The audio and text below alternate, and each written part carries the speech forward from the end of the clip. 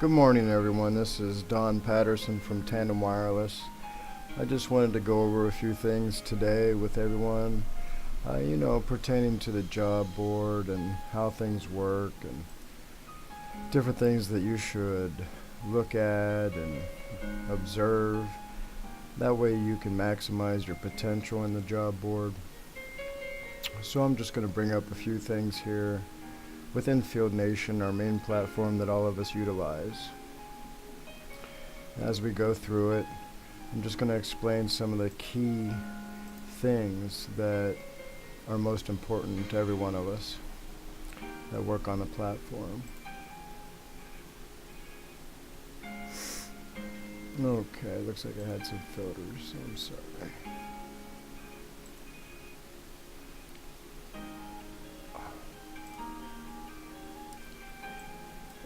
Apologize.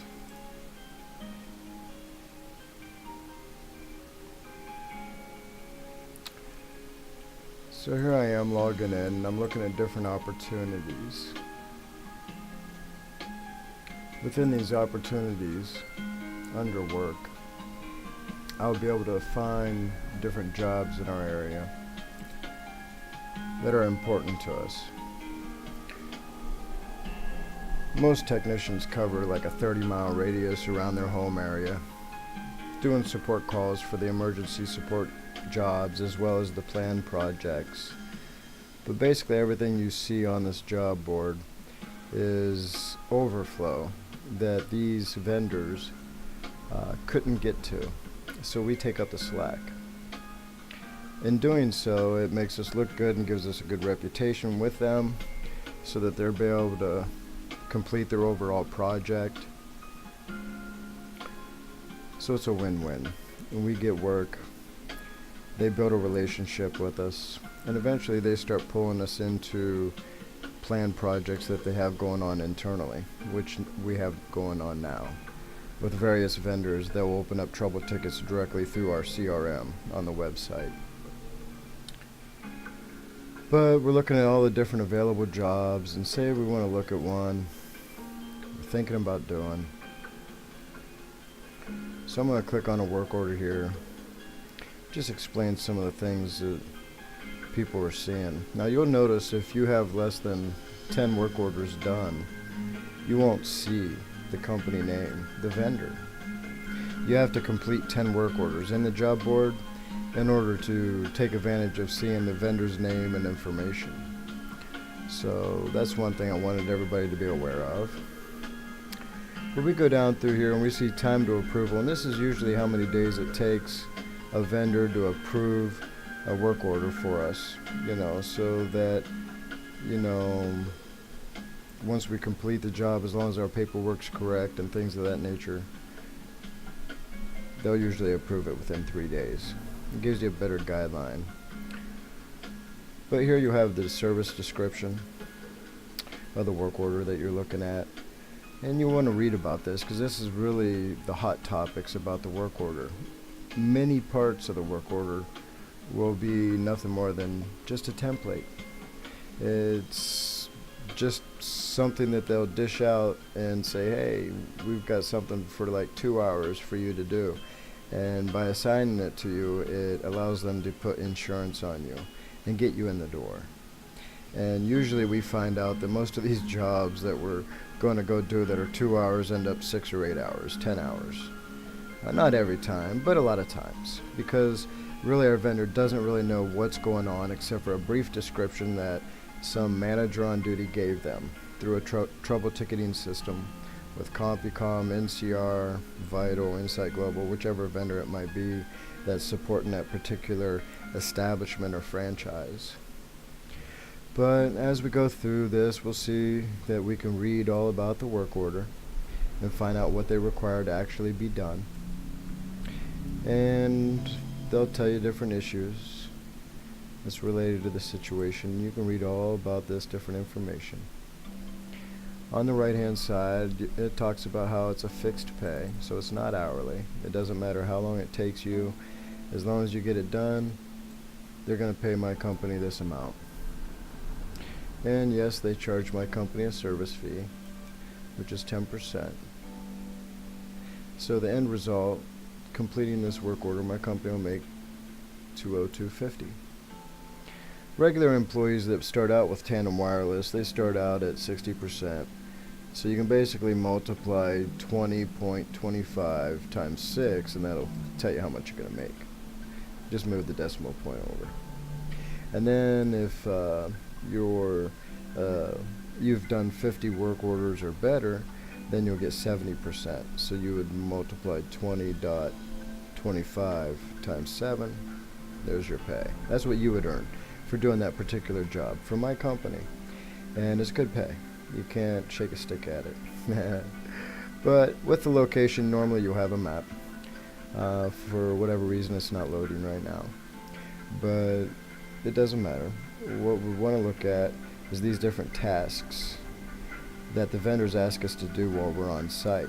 So the initial task that we have to do, that's prep. That means it's being done before you ever go to the place.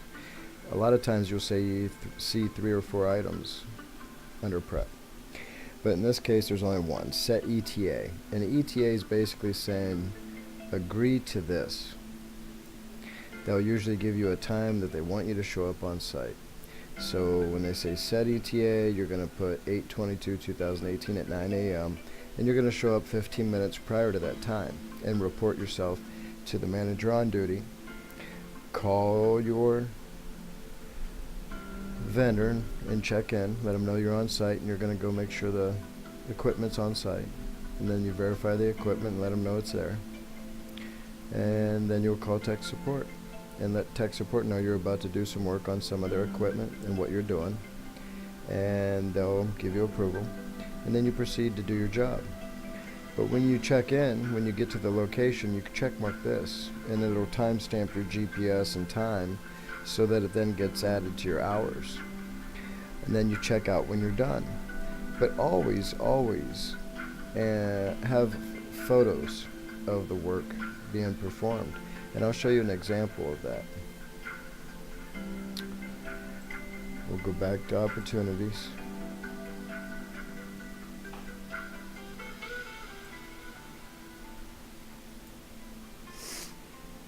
Okay. Sorry, opportunities.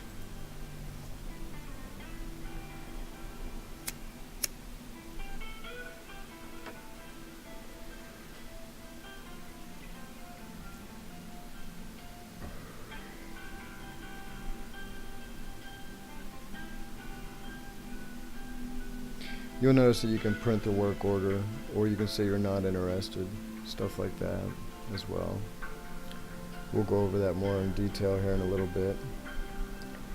But I want to pull up a work order here that has more details to it. POS preventive maintenance. I know a little bit about those, we all do. And it's really about cleaning, seasonal cleaning for Walmarts usually. We'll take a look here. POS preventive maintenance, right there.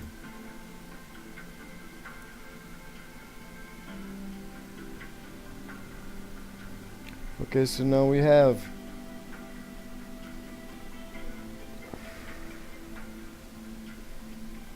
the point of sale,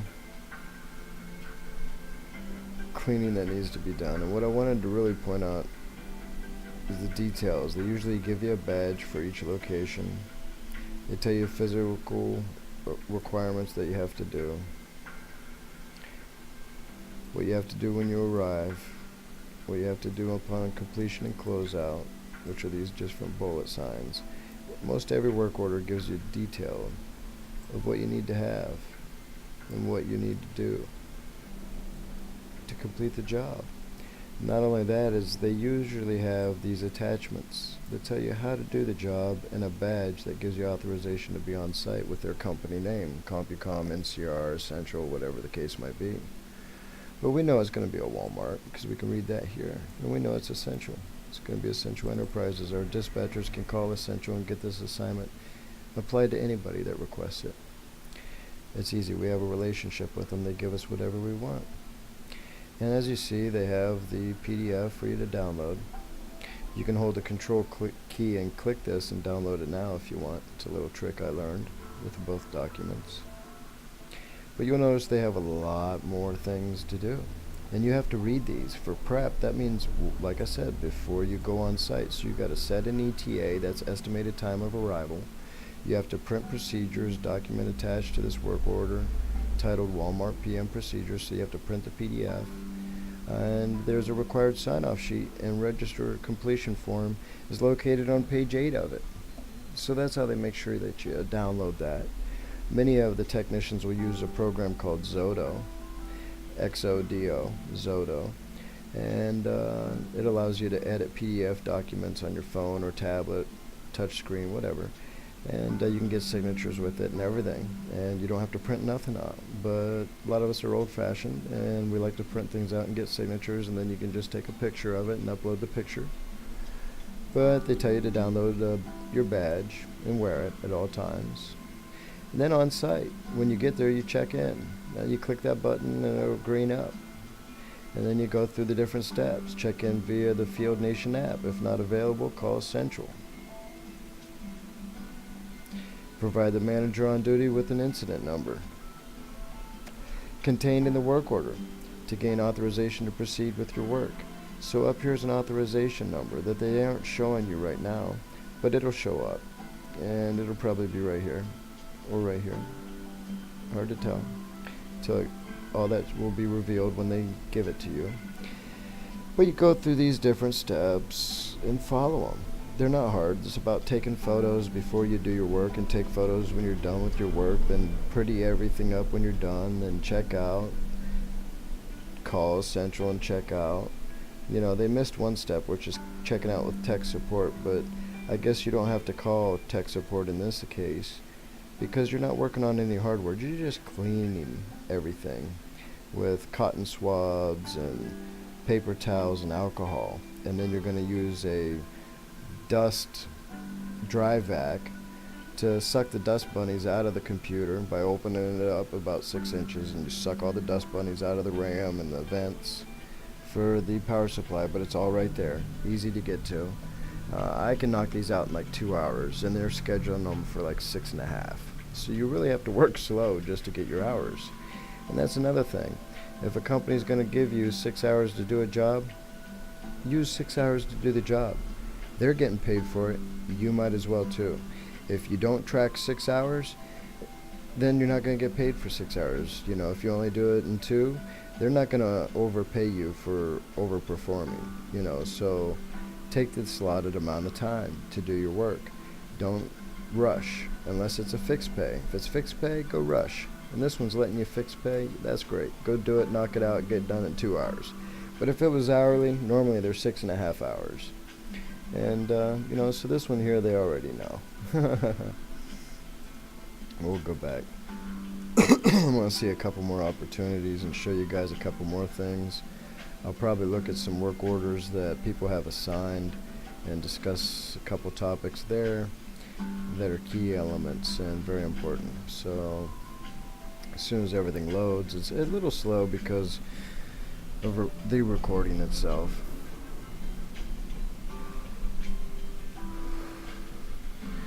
But we got different tabs: routed, counter, requested, assigned, pending, completed, declined. These all refer to you. Of course, I see a bigger screen where I see everybody's information. These are all the work orders routed to us right now, and there's a great deal of them that we can just do. And all we have to do is accept. So you see like 23 of them routed. All these routed work orders, whoever they apply to in these different cities and states, it means one of our guys is close to it, and we should accept that work order. Go do it. You're making 60% or 70%, or seniors are making 80%. That's basically, once you get to 100 work orders, you make 80%, and that's everybody's goal. You know, 50 work orders, 70%. 10 work orders, you get to see who the customer is. You know, until you get 10 work orders done, like you saw, you couldn't even see who it was for. But I guarantee if I go to like my name and then I click a vendor and an opportunity, I can see the information related to it. Oops, I always have to single click because we're in a single window here. But anyways, it's Hello Tech for this job. It's desktop, laptop. I can see their phone number, all the information, and that's why dispatchers call the vendors and handle a lot of things, because they know the phone numbers for all the vendors, they know their information, they have direct point of contacts with these vendors that they just call, and they'll say, I've got 7 different employees trying to get your work orders in these different states, let's get them assigned. And their contact will assign those work orders, and they do that daily, if not 2 or 3 times a day, because work orders show up on the job board constantly, and whether it's a planned project that they dump in there, or something that's an emergency work order that they have to throw out there to see if somebody bites on it because they're too busy to get to it, different things like that. But long story short, all the work orders and stuff come through here, and our vendors have to pay for it. Every work order they publish, so they're not going to publish all the work that they have. They're only going to fish. They're going to throw out a couple work orders, see who's reliable, and then once they know you're reliable, they'll build that rapport with you, and they'll start calling you directly and asking you if you want to do this job or this project. Some's a week long, some's a month long, and that's great. That's what you want, and that's what we're here for. And you have a dispatch team that's going to support you with materials, fuel if you need it to get to work, worst case scenario, a dispatch team that'll help you with technical material if you're on a job and you're too busy and you need to get to some material, or your text message or WhatsApp, somebody will respond and give you an answer. And even if you just need somebody to hold your hand through a job because you're unfamiliar with it, but you know 90% of it, but there's 10% you need help with, a dispatcher will be there available for you to call, and they'll walk you through the rest of the project to get it completed out and help you with the paperwork upload if needed and things of that nature. But we always have documentation. Documentation is everything. That's really what our job is all about. It's not really even about the hardware we're installing or anything like that. It's the documentation and paper trail that follows us. So that's another thing that I wanted to point out. But we'll notice on this work order, I can print it, I can say I'm not interested, but you notice it's in Youngstown and they're actually trying to route it to me, so I can accept it or counteroffer.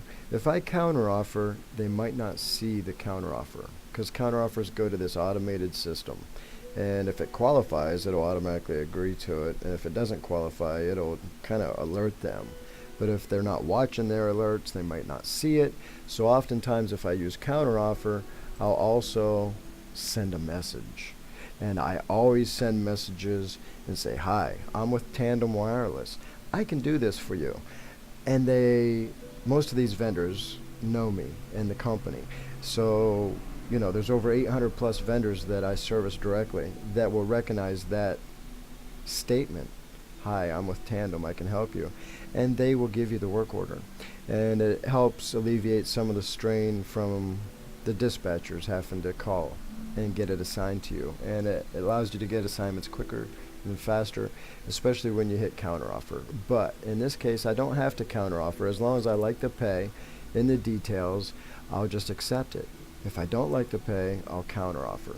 If it's a drive, which it is, 41 miles, you want to charge like 30 cents a mile. 41 miles means you're going to have about 90 miles in your drive, because it's always off about 5 miles. So 45 and 45 is 90 round trip, 30 cents a mile, you do the math, $27 in fuel is what you need, and you would counteroffer. Let's look at what the counteroffer offers us. Your name would show up here, shows the date, the amount. You can say I want to counteroffer the pay because I want more pay. Now this is important. If you see that it's fixed pay, counteroffer with fixed pay. 9 times out of 10, if a vendor can do hourly, they list it as hourly. If they can do fixed, they list it as fixed. They don't sway from that one way or the other. So if you counteroffer and say, oh, I want hourly, they're not going to do that. Or if it's an hourly job and you say, I want fixed, they're normally not going to do that. But our dispatchers can call them ahead of time if you ask them to, and try to get fixed. And if they're allowed to, they will do it for you. That way you get a fixed pay for a job, so you don't have to spend all night being there you can get your work done efficiently and proficiently, that's fine. But then they have a per device and blended. Blended's something we use often because we try to get a 2-hour minimum and things of that nature. So we'll go blended, we want a fixed amount, blah blah blah, for up to 2 hours. And then we want an hourly amount, blah blah blah, for up to there.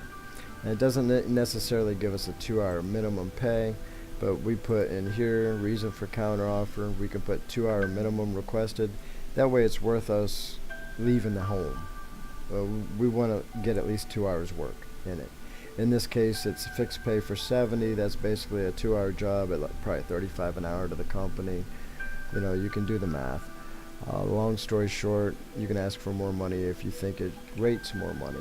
And you also have a schedule change that you can request. It barely ever happens. Schedule change requests for counteroffers, sometimes they allow you to do it, but most times they do not. So it's one of those things I recommend you don't try to do unless you really don't care if you get the job or not, and you really do have a conflict. So go ahead and try that.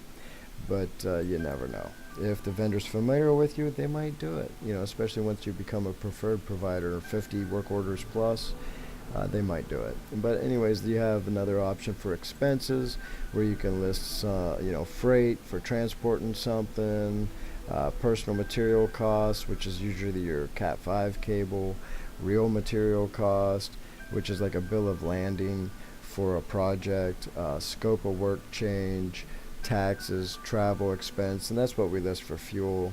And uncategorized, if there's something else that you want to list on there that you don't think's in that category, and then a brief description and the amount of it.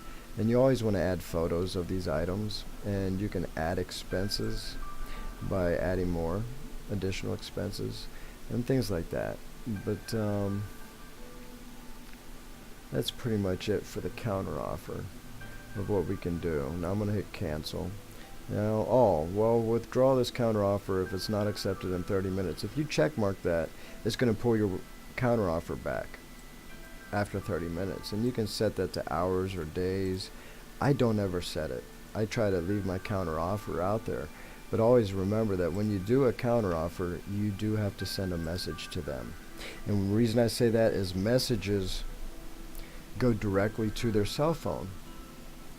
When you write a message, it alerts them, just like it alerts you when they write you a message. Nice, right? So it's basically your first point of contact to your vendor, is to be very polite, very professional, and very diligent with what you say to them. But you introduce yourself and say, hey, I can do this for you. I just put in a counter offer. And they'll get online on their PDA or their tablet or their whatever that they're using to be on the network. Most all of them are mobile like us. And they'll look it up and check you out, and as long as you're decent, they'll give you the job. And otherwise our dispatchers are going to call them and get it assigned to you. But it doesn't help for you to write a message. It saves time. That's about it for that one. We can go back to the details page. Like I said, we can see all the information related to them. The different options that they want us to do during site, off site. Sometimes you'll click these check marks on your phone and your data is not working right, and they won't green up, and you just can't complete that work order. That's really what I'm going to touch bases on right next, is when you have difficulties completing out a work order, how you can get past it. Just because your phone data might be acting up, what you want to do is open up your web browser instead of the app. Because your web browser always has data. It's just slow, 6 kilobits. They never shut it off all the way because they want it to get its updates and different things like that. So they let your browser run. Long story short, open up FieldNation with the browser and then log in. FieldNation.com, log in with your username and password, and explore it from that direction, and you'll be able to close out your work order. Now I'm going to look at some assigned work orders, so I'm going to have to change my name, and we're probably going to go to Patrick Van or something like that. I think he had some recent ones that were good examples, if I remember correctly. Huh. Oh, there they were. Let's see here. Oh, duh. Yeah, right click, left click, whatever. So here we got a work order that he's done, and you can read all about it.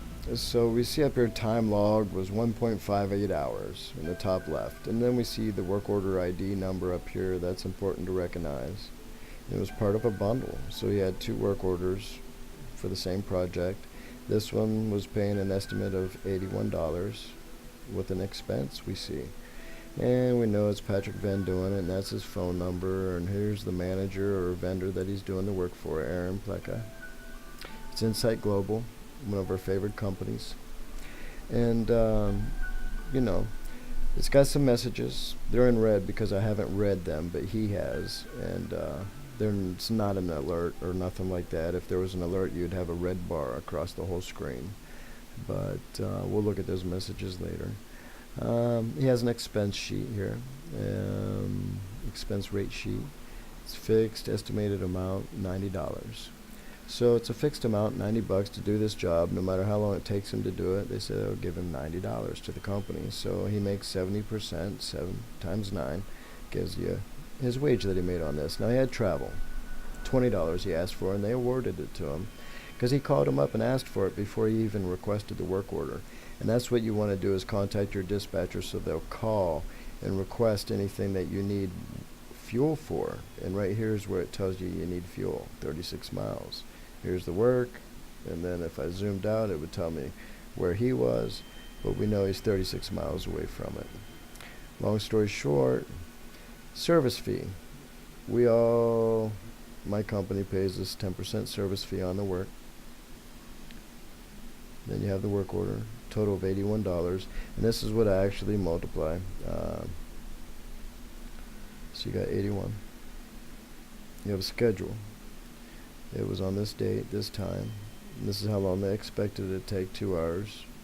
And here's the address. Long story short, he had a series of different events that he had to check off, but before we look at that, I want to see how much time he actually worked. He actually did work 2 hours. So they were accurate on their estimate. If he had worked over that, more than 2 hours, then he would have requested for additional pay, just like he did on the expenses for fuel. An option will show up here. When this is incomplete, you'll see options up here, and I'll show you one here in a moment that somebody will have open. And actually, I'll do it just a full round. I'm going to hear about it tomorrow from Patrick, but watch. Oh no, I don't want to put in an excuse. We'll wait. I'll do it with another one. But anyway, we see that the client has documents that they gave him to download and to review, and it basically tells him step by step what he has to do there, when, how, and why. And gosh, most of it doesn't even apply. So you always look at the service description, because a lot of times you're only going to do a portion of what's in these forms. These forms will cover everything that this company does, and you'll have to pick out the chapter that applies. And so you have to read the whole thing ahead of time and make sure you understand which applies and which doesn't, because sometimes they'll put stuff in the last page that applies to the stuff in the first chapter, and you're like, oh, if I only knew that now. So you have to read everything and become familiar with their things, because eventually you're going to do everything they do anyway. And sometimes they'll give you tests on each of these items and stuff they do, and those are fun. But you see, he's got a authorization badge. You can click that and it'll show it to you. But he had to set an ETA. He had to have these following tools. They said make sure you got a screwdriver, putty knife, rubber mallet, small hammer, glue gun, and a rag. So he brought all that and checkmarked it. It says review the training documentation. He reviewed that and checkmarked it. And then a couple days later, he goes to the job, drives there, checks in, calls support, reads the floor plan to determine the equipment to be removed, verifies blah blah blah, uploads and takes photos of the stuff before he disconnects it, does what he has to do, takes pictures of it after it's, disconnected and cleaned up, collects a signature, faxes a copy of the information to these numbers, calls this number to check out, and then he checks out on the app by clicking that button, and it'll green up. And if you ever have trouble in the app, use the browser version, like I said before, and then these items will green up right. No problem.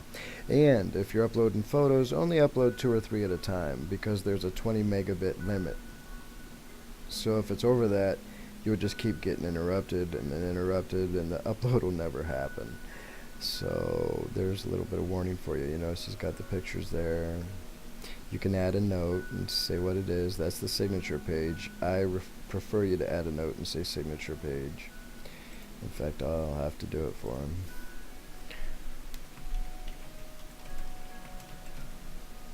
I can tell it's a signature page just by seeing it. Anyway, and then he's got signatures here as well, which is great, which is on the app itself. And so we reviewed this one. Everything looks good. We can report a problem if there was one. There's not. You always want to give a rating. If he didn't give a rating, this would say give rating or whatever. And he did. He always give a 5-star. I don't care if they were the biggest headache in the world. You always give them a 5-star. And say everything was great.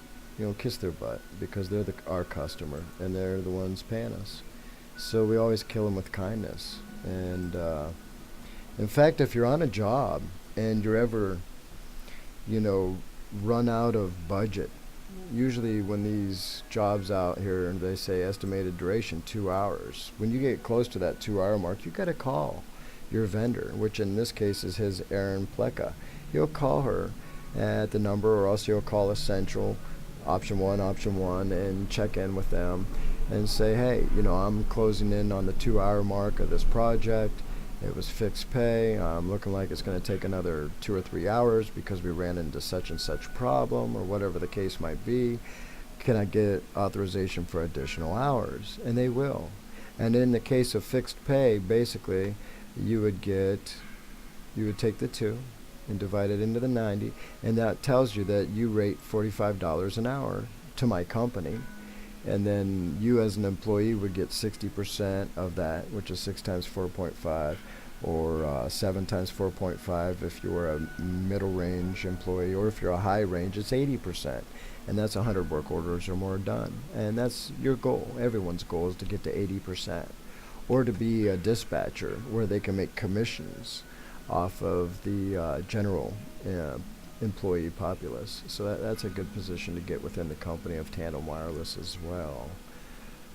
But I think I covered everything on this particular work order, so I'm going to go back again and I'm going to find another victim to pull apart, something that is being worked on but pending. And I bet I can find one that's with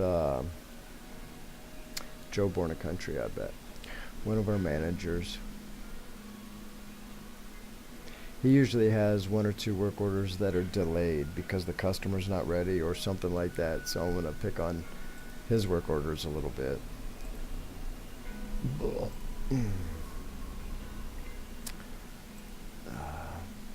Yep, see, assignment at risk. That's delayed. This is one that was due back in July 30th, and I already know the customer's not ready. I look at everybody's stuff.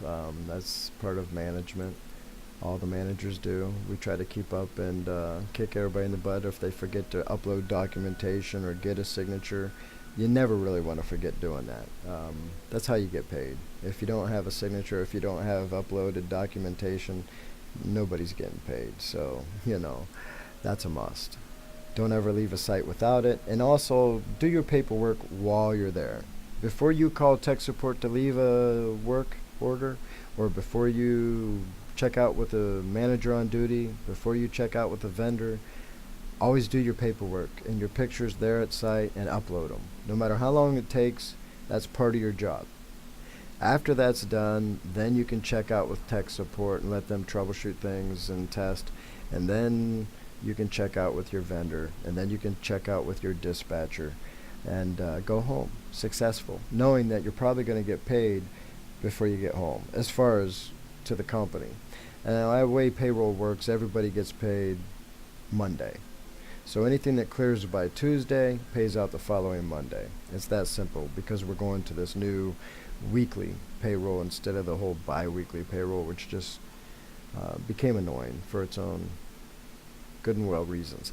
But anyways, as we look at this work order, we notice a lot of different things from the other work orders, but it's all informational. It says the status assigned at risk. Condition at risk, Joe, this number, has not checked in. Time logged 0 hours, 7:30, 12 a.m., 8:13, blah, blah, blah. So it's a general alert. And normally I would be alarmed by it, but I know what's going on. They're waiting on the customer here.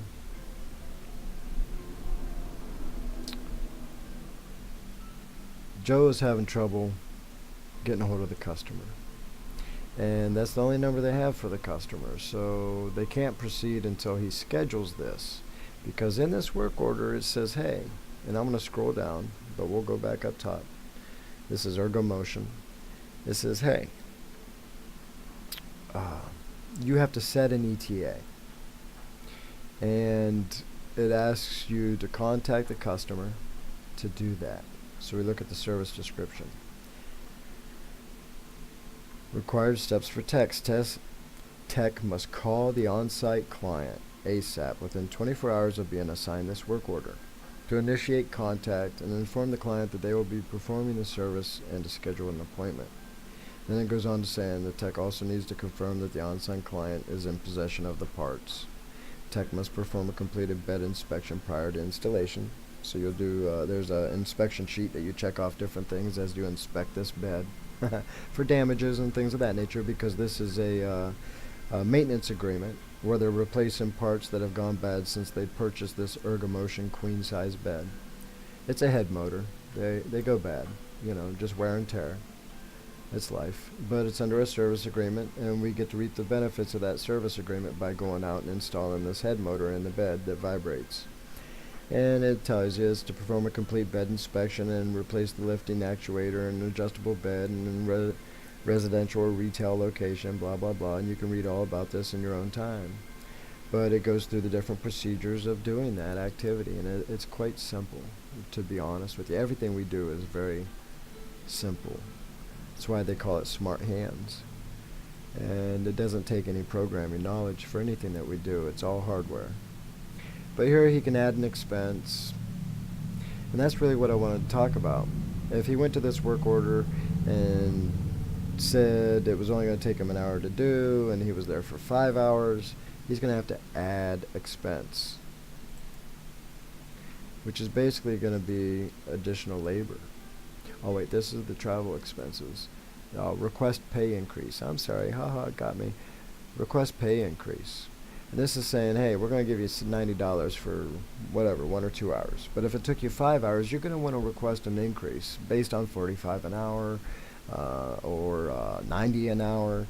If it said 90 for an hour, then it's 90 an hour. If it said 90 for 2 hours estimate, then it's 45 an hour. If it said 90 for 4 hour estimate, then of course that's like $22.50 or whatever. And it, you know, stinky. But hey, it happens. We still do the work orders and get them completed out. That way our vendors can push them through and get them over with, and then they get more work orders. You know, they're just like us, trying to appease their customer. What else did I want to say here? We've got contact information. This is the gentleman he's trying to contact. And personally, what I would recommend is for Joe to probably Google Jeffrey Hayes in that location. And I bet he finds a different number. They probably have this number wrong. You notice how there's a 6689? Yeah. Somebody messed up, a little dyslexic or something like that. I bet it's 6869. That's a more common number. Just saying. And then there's other things where I've done myself is switch the first number here and here, 5 and 3. That's a common mistake for the area code. So you might want to verify the area code for this area. in this zip code. Is that the right area code? That could be a simple problem there. And I know a lot of cell phones can be out of area code, but it's just a possibility. Me, I'm diligent. I use every avenue possible to get something completed because this represents $81 to my company, which is 7 times 8.1 for him. And I'm sure he'd like that in his pocket. And so, as he hears this video, I'm sure he's going to think about some of the things I just suggested. And we all don't think of everything. That's why we have to stay in communication with each other, because each of us have tricks of the trade, little things that we think of that the other might not think of, that'll really help you be successful. And so you really want to communicate on WhatsApp or an email, build a rapport with your fellow employees, because we cross-train each other on everything. If there's something you don't know but want to know, we'll teach you and we'll show you and direct you on where to get the videos related to it and reference materials so you can research it, and tests so you can get certified in it. We help everybody and each other grow, because the more money I can help you make, the more money I'm going to make. It's a no-brainer. So let's help each other be successful. You can actually add a discount if you like a customer. I've done that before. They've had a problem canceling out a work order without paying the full amount or something. They'll ask you to do a discount so that they don't have to pay the full amount in order to cut costs. That's kind of slick thing to do to help them out sometimes if they're under budget. Then you got an expense rate sheet, which there's no rate sheet uploaded, but if he uploaded one, it'd be there. Or they will list one. They'll upload one and tell you how much they'll pay for Cat 5 cable by the foot, how much they'll pay for conduit, how much they'll pay for whatever material that they needed for a job. Of course, Ergomotion doesn't need it, but other companies would. There'll be an expense sheet showing what they'll reimburse for face plates and doing a wall fish or what have you. It's all self-explanatory. So all you need to do is call this person, find their real number, and then you can set an ETA for this installation. Every work order has the ability to add files, miscellaneous files, shipments and tracking numbers, signatures. Just try to be thorough. The more thorough you are, the quicker you'll get paid. It's that simple. Now, if he wanted, he could remove this assignment because it's no fault of his own, but he don't want to. As soon as they figure out how to get in contact with this customer, then they're going to want to move forward with it, because Ergomotion is real flexible, and they're probably just waiting for the customer to call them back and say, where's my motor that was supposed to be here, kind of deal. And everybody's busy this time of the year, I suppose. But there's also been some changes. You can review those changes. Talks about how the schedule originally was here and there, and now it's between here and here, 13th instead of the 6th. So they're giving him time to accept changes and such.